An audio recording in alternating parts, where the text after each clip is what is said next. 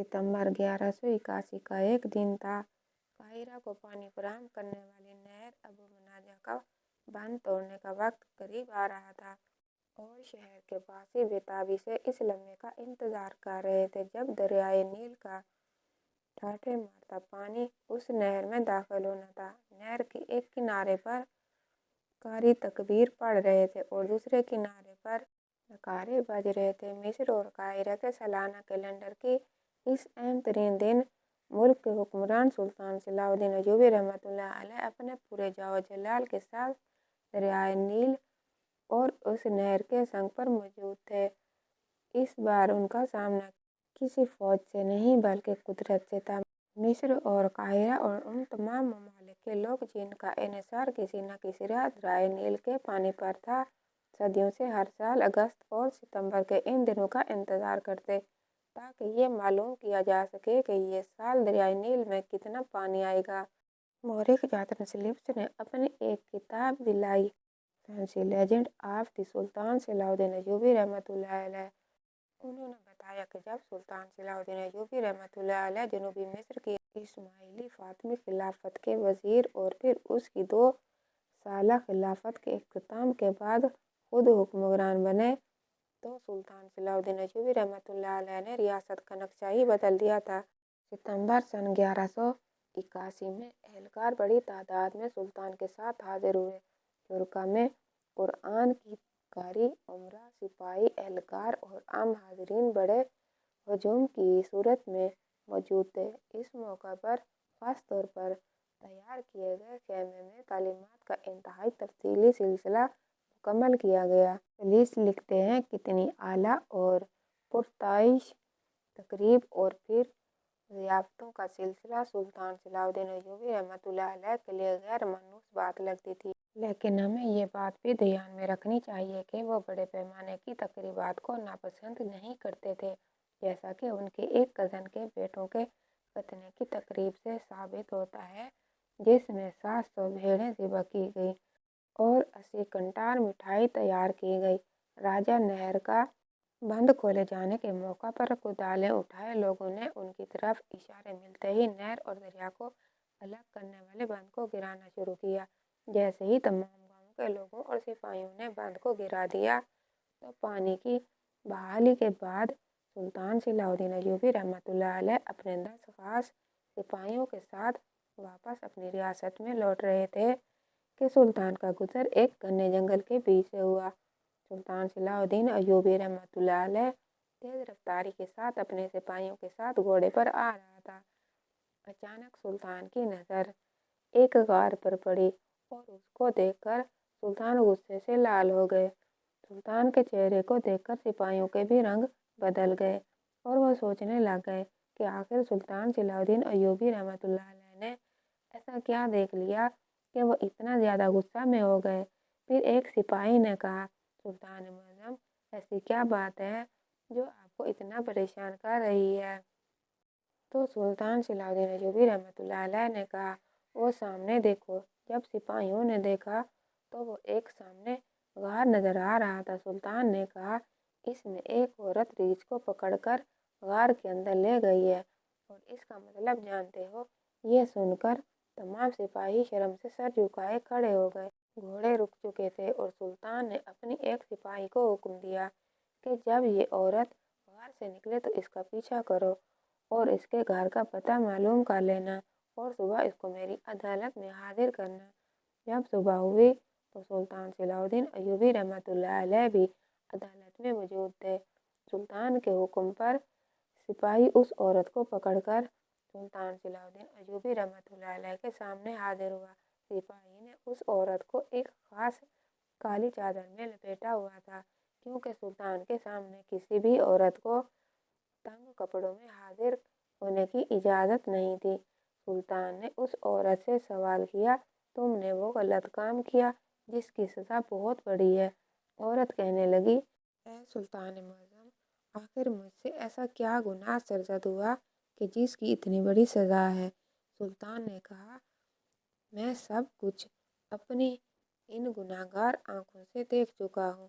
अब सब सच बताओ کہ کل غار میں ایک ریچھ کے ساتھ اندر تم کیا کرنے گئی تھی اور کیوں گئی تھی؟ عورت اب شرم سے سر جھکائے کھڑی ہو گئی اور سلطان نے کہا، اس کا میں مطلب جان چکا ہوں، لیکن اب بتاؤ کہ اس کے پیچھے حقیقت کیا ہے؟ کیا تم شادی شدہ نہیں، یا تمہارا شوہر مر چکا ہے، یا تمہیں ایسی نوبت آ گئی؟ تو عورت رونے لگی اور کہا، سلطان معظم، جس گاؤں کا قاضی بدکار اور غلیظ انسان ہو، اس گاؤں کی عورتیں پھر ایسا کام نہیں کریں گی تو پھر کیا کریں گی؟ یہ سن کر سلطان صلاح الدین ایوبی رحمۃ اللہ علیہ نے اس عورت سے پوچھا، بتاؤ آخر ایسی کیا بات ہے جس نے تمہیں اتنے بڑے گناہ پر مجبور کر دیا؟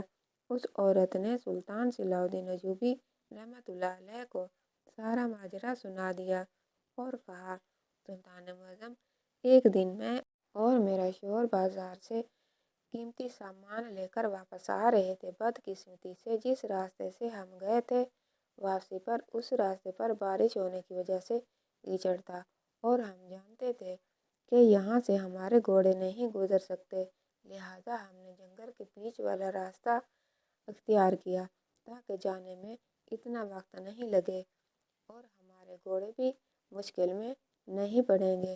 لیکن بدقسمتی سے جب ہم گھنے جنگل کے بیچ میں پہنچے تو وہاں ڈاکوؤں نے ہم پر حملہ کر دیا اور مزاحمت کرنے پر میرے شوہر کو مار مار کر اس کا برا حال کر دیا، اور اس لڑائی کے دوران ایک ڈاکو کی تلوار میرے شوہر کے نفس پر جا لگی اور وہ نامرد ہو گیا اور وہ بری طرح زخمی ہو گیا۔ کئی مہینوں سے اس کا علاج چل رہا ہے، لیکن وہ ابھی تک چلنے کے بھی قابل نہیں۔ میں انصاف لینے کے لیے قاضی صاحب کے پاس گئی، کیونکہ وہ کوئی عام ڈاکو نہیں، ہمارے علاقے کی مشہور ترین ڈاکو ہیں۔ اس سے پہلے وہ بہت سے لوگوں کو لوٹ چکے ہیں۔ انصاف لینے کے لیے میں اپنا مقدمہ لے کر قاضی صاحب کے پاس گئی تو الٹا قاضی صاحب میرے جسم کو بھیڑیے کی طرح دیکھنے لگا۔ مجھے معلوم ہو گیا کہ اگر قاضی سے انصاف لینا ہے تو پہلے قاضی کے بستر کو گرم کرنا پڑے گا۔ یہ سن کر سلطان صلاح الدین ایوبی رحمۃ اللہ علیہ کی نظریں جھک گئیں اور سلطان نے اسی وقت ایک سپاہی کو بھیجا اور کہا، اس عورت کے گھر جا کر معلوم کرو کہ واقعی عورت سچ کہہ رہی ہے۔ سلطان کا سپاہی چند ہی لمحوں میں وہاں پہنچ گیا اور آ کر سلطان کو بتایا کہ اس عورت کو ایک بات درست ہے، اس کے شوہر کی حالت بہت بری ہو چکی ہے اور شاہی حکیم نے بھی اس کا معائنہ کیا، وہ بالکل نامرد ہو چکا ہے۔ یہ سن کر سلطان صلاح الدین ایوبی رحمۃ اللہ علیہ نے اپنے سپاہیوں کو حکم دیا کہ جاؤ اس گاؤں کے قاضی اور ان ڈاکوؤں کو گھسیٹتے ہوئے میرے پاس حاضر کرو۔ چند گھنٹوں میں سلطان نے دیکھا سپاہی قاضی اور 3 آدمیوں کو گھسیٹتے ہوئے لے کر آ رہے ہیں۔ پھر قاضی صاحب کو سلطان صلاح الدین ایوبی رحمۃ اللہ علیہ کے سامنے حاضر کیا گیا تو قاضی صاحب نے سلطان صلاح الدین ایوبی رحمۃ اللہ علیہ کے سامنے اپنے گناہ کا اقرار کر لیا۔ اس کے بعد سلطان صلاح الدین ایوبی رحمۃ اللہ علیہ نے کہا، جب تک قاضی کا سر قلم نہیں ہوگا اس وقت تک اس مقدمے کا فیصلہ نہیں کروں گا۔ اس قاضی کا سر قلم کرنے کے بعد سلطان صلاح الدین ایوبی رحمۃ اللہ علیہ نے اس قاضی کے سر کو اپنی تلوار کی نوک پر بلند کرتے ہوئے کہا، اگر تمہیں زمین کے منصب سے انصاف نہیں ملا تو تم اوپر والے سے مانگتی، تم مقدمہ لے کر میرے پاس آ سکتی تھی۔ کیا تجھے معلوم نہیں کہ سلطان صلاح الدین ایوبی رحمۃ اللہ علیہ کی عدالت اللہ کے حکم سے آج تک کوئی بھی حاجت مند اپنی حاجت بغیر پوری کیے نہیں گیا؟ تو اس عورت نے کہا، سلطان، میں اکیلی تھی اور مجھ میں اتنی ہمت نہیں رہ چکی تھی کہ میں کسی کے پاس انصاف لینے کے لیے جاؤں، اور اب جانتے ہیں ایک نوجوان عورت بغیر شوہر کے کیسے رہ سکتی ہے، اور اس لیے میں یہ گناہ سرزد کرنے پر مجبور ہو گئی، لیکن اس میں مجھے یہ شرم نہیں کہ میں نے قاضی کا بستر گرم کرنے سے بہتر ہے کہ ایک جانور کے ساتھ اپنی ہوس مٹائی۔ قیامت کے دن میں اپنے اللہ کے سامنے کسی غیر مرد کے ساتھ زنا کرنے کی وجہ سے نہیں پکڑی جاؤں گی۔ یہ سن کر سلطان صلاح الدین ایوبی رحمۃ اللہ علیہ نے کہا، یہ جرم بہت ہی بڑا جرم ہے جس نے تمہارے ساتھ زیادتی کی، ناانصافی کی، وہ اپنے انجام کو پہنچ گیا، لہٰذا تمہیں بھی اپنی سزا بھگتنی پڑے گی۔ اور کہتے ہیں پھر سلطان صلاح الدین ایوبی رحمۃ اللہ علیہ نے شریعت کے مطابق اس عورت کو سزا دے دی، اور اس کے بعد سلطان نے حکم دیا کہ میری پوری سلطنت میں یہ پیغام پھیلا دو کہ کوئی بھی عورت کسی نامحرم مرد کے ساتھ یا کسی بھی جانور کے ساتھ زنا کرتے ہوئے پکڑی گئی تو دونوں کو سرعام سنسار کر دیا جائے گا۔ اور پھر کہتے ہیں کہ سلطان صلاح الدین ایوبی رحمۃ اللہ علیہ کے حکم کے بعد کسی میں اتنی جرأت نہیں ہوئی کہ کوئی ایسا غلط قدم اٹھا سکے۔ اس کے بعد سلطان صلاح الدین ایوبی رحمۃ اللہ علیہ نے ان ڈاکوؤں کا سر قلم کر کے ایک اہم گزرگاہ پر لٹکا دیا تاکہ آنے والے وقت میں کوئی بھی ایسا قدم نہ اٹھا سکے۔ تو آج کی ویڈیو آپ کو کیسے لگی؟ کمنٹ باکس میں رائے کا اظہار ضرور کیجیے گا، اور ویڈیو کو لائک اور چینل کو سبسکرائب کیجیے گا۔